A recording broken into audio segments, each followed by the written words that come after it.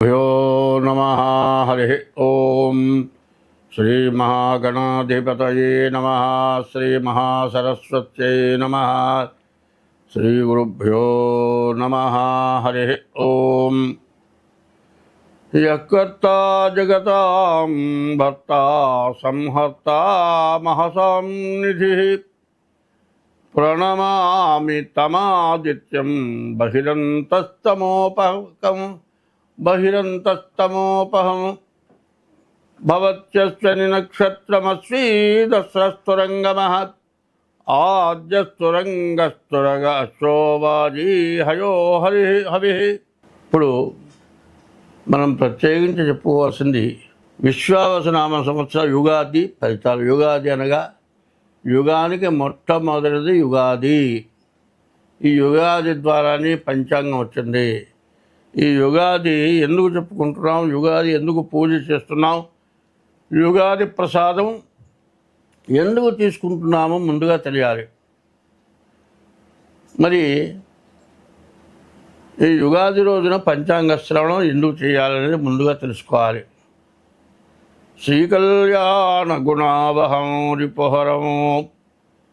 ఈ రోజున పంచాంగం, యుగాది రోజున పంచాంగం అంటే మన ఇంట్లో శుభకార్యాలు జరుగుతాయి. శత్రువులు అనేవారు ఉండరు, శత్రుత్వం పోతుంది. శ్రీకళ్యాణ గుణావహం రిపుహరం. దుస్వప్నం, చెడు కళలు వస్తాయి. ఎవరో మనకు ఆప్తులైన వాళ్ళు చచ్చిపోయినట్టుగా కలుస్తుంది. నిద్ర లేచేటప్పటికి చాలా భయంతో దాదాపు ఏడుస్తూ కూడా లేస్తారు. లేచిన తర్వాత ఆ ముఖ్యమైన వాళ్ళు ఎవరో కళ్ళతో చూచేంత వరకు బతుకున్నారని తెలిసినా కూడా కొంతసేపు ఏడుస్తారు. అంత భయంకరంగా ఉంటుంది. అటువంటి దుస్వప్నాలు రాకుండా ఉండాలి. గంగా స్నానం చేసినటువంటి పుణ్య ఫలితం వస్తుంది. గోదానం చేసినటువంటి ఫలితం వస్తుంది. గోదాన తుల్యనృణాం.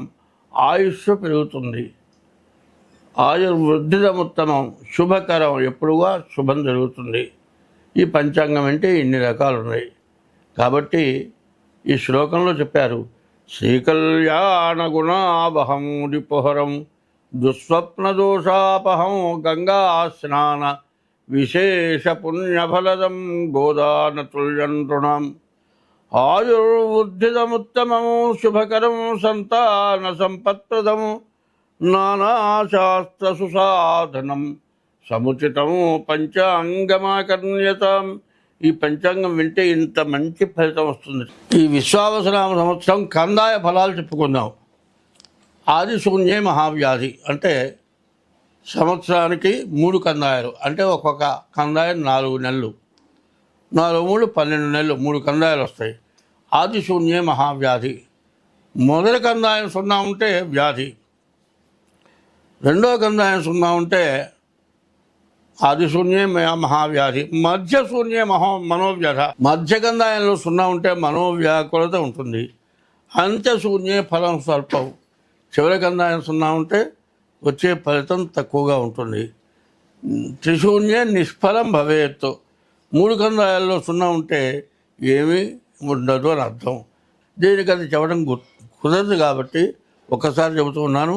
వరుసన చదువుకుంటూ పోతే ఏ సంఖ్య ఎట్లా వచ్చిందో మీరు చూసుకోవడం మంచిది. కృత్తికా నక్షత్రం మొదటి కందాయం 1, రెండో కందాయం 2, మూడో కందాయం 3.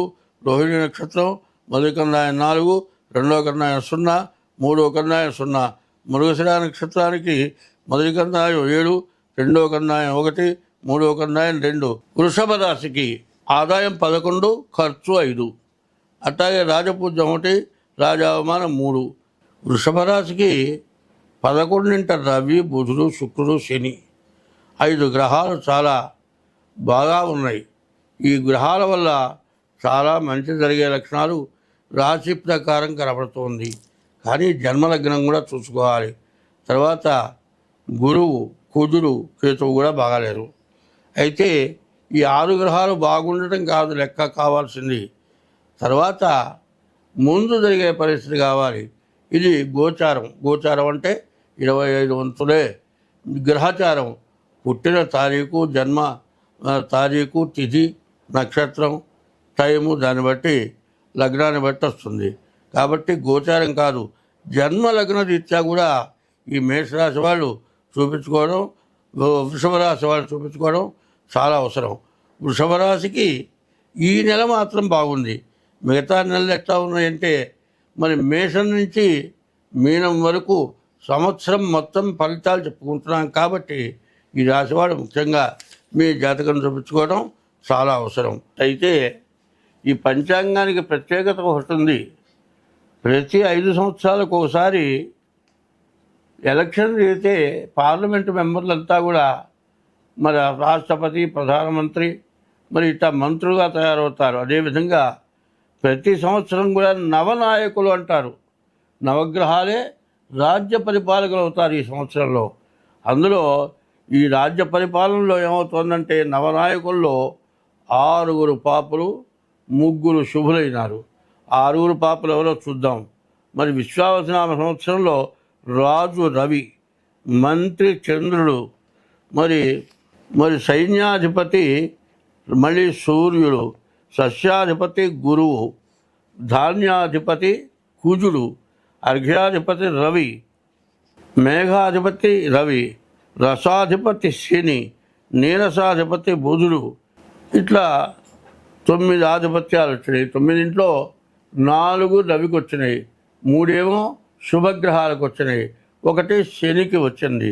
అందువల్ల చాలా ఇబ్బందికరంగా, చాలా కష్టతరంగా ఉంటుంది. రాజ్యంలో మరి ఎట్లా ఉంటుందంటే కేంద్రంలో పరిపాలకుల్లో ఒకళ్ళకొకళ్ళకి పడదు. తర్వాత వీళ్ళు కాకుండా మరి ఉద్యోగస్తులు ఉన్నారు, వీళ్ళకి సహకరించే ఉద్యోగస్తులకే వీళ్ళకి పడదు, మరి ప్రతిపక్షానికి వీళ్ళకి పడదు. ఇట్లా రాష్ట్రంలో కూడా అధికార పార్టీ వాళ్ళకి ఒకరికొకరు పడదు, మరి పైనున్నటువంటి ఈ ప్రతిపక్షానికి పడదు. ప్రజలకు కావాల్సిన అవసరమైనవి ఈ రాజ్య అధికారులు వీళ్ళకి సరైనటువంటి ఇబ్బందులు తీర్చే పరిస్థితిలో ఉండరు. ఇది కాకుండా పంటలు బాగా పండకపోవటం, అధిక వర్షాలు కురవటం, తర్వాత ఎర్ర పంటలు బాగా పండుతాయి, తెల్ల పంటలు బాగా పండుతాయి, మరి మిగతా పంటలు చాలా తక్కువగా ఉంటాయి, వర్షాలు అధికంగా ఉంటాయి, ధరలు బాగా తగ్గుతాయి.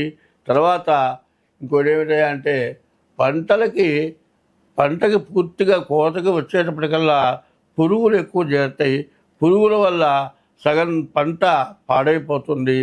తర్వాత ఈ వ్యవసాయదారులలో కూడా సంఘాల్లో కూడా విభేదాలు వచ్చి ఒకళ్ళకొకళ్ళకి పడక ఇట్లా మరి వ్యవసాయం సరిగా చేయలేకపోతారు. మరి వ్యవసాయం చేస్తేనే ప్రజలకు పంట తినటానికి ఆధారం ఉంటుంది. ఇట్లా ఉండటం వల్ల దేశంలో చాలా కష్ట నష్టాలు ఎక్కువగా రావడానికి అవకాశం ఉంది. పైన ప్రపంచ దేశాల్లో కూడా పెద్ద దేశాలను చూచి చిన్న దేశాల వాళ్ళు ఈర్ష్యపడి వీళ్ళు కొంతమంది చిన్న దేశాల వాళ్ళంతా కూడా కలిసి పెద్ద దేశంతో యుద్ధం చేయటం, ఇట్లా ఎవరికి వాళ్ళు పెద్ద పరిపాలకులు పెద్ద దేశాలు ఎట్లా ఉన్నాయో ఆ దేశంలాగా మనం ఉండాలి, వాళ్ళు ఎందుకు పైకి పోవాలి అనే ఈర్ష్య స్వభావాలతో మరి ప్రపంచ దేశాల్లో ఈ యుద్ధం ఎట్లా ఉంటుందంటే చివరికి ప్రపంచ యుద్ధంగా తయారయ్యేటువంటి లక్షణాలు ఉన్నాయి. కుటుంబ సభ్యుల్లో భార్యాభర్తలకు, అన్నదమ్ములకు, అప్పచెల్లెలకు, అత్తాకోడలకు, మామ అల్లుళ్ళకి ఇట్లా విరోధాలు ఎక్కువగా వచ్చి కోర్టులకెక్కే పరిస్థితులు ఉన్నాయి. కాబట్టి ఎవరికి వాళ్ళు ఎన్ని సమస్యలున్నా సర్దుకొని చక్కగా ఉండటం చాలా మంచిది. మరి ఈ సంవత్సరం 6/11/6/25 మరి అధిక జ్యేష్ఠ మాసం, అధిక జ్యేష్ఠ బహుళ దశమి రోజున రాత్రి 12:07 గురుమౌఢ్యమి ప్రారంభమైంది. ఇది ఒక్క నెల 11/6/2025 నుండి 12/7/2025 వరకు ఒక నెల పాటు గురుమౌఢ్యమి ఉంటుంది. మార్గశుద్ధ ద్వాదశి మంగళవారం నుండి 14/2/2021 వరకు అంటే 11/12/13 మొత్తం 3 నెలల పాటు శుక్రమౌఢ్యం ఉంటుంది. చంద్రగ్రహణం 7/9/2025 భాద్రపద బహుళంలో రాహుగ్రస్త చంద్రగ్రహణం, సంపూర్ణ చంద్రగ్రహణం ఉంటుంది. రాత్రి 9 గంటలకు మొదలై తెల్లవారుజామున 3 గంటల దాకా ఉంటుంది. రెండవ చంద్రగ్రహణం మరి మార్చి 3వ తారీఖు 2026వ సంవత్సరం మరి చంద్రగ్రహణం అవుతుంది. ఇట్లా 2 గ్రహణాలు ఉండటం కూడా అరిష్టం దేశానికి ఎక్కువగా ఉంటుంది.